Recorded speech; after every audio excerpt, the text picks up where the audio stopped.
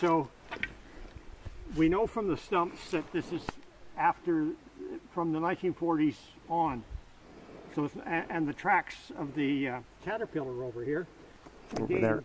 they could be older. It was common for loggers, small loggers, to use older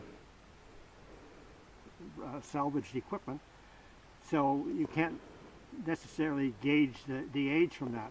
But behind you, there's a cut, the way you would do for railway track. You wouldn't bother doing that if you had a cat. Makes no sense.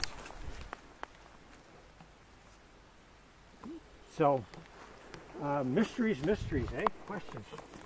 And anyway, this is a very interesting site. I'm going to set this down a minute.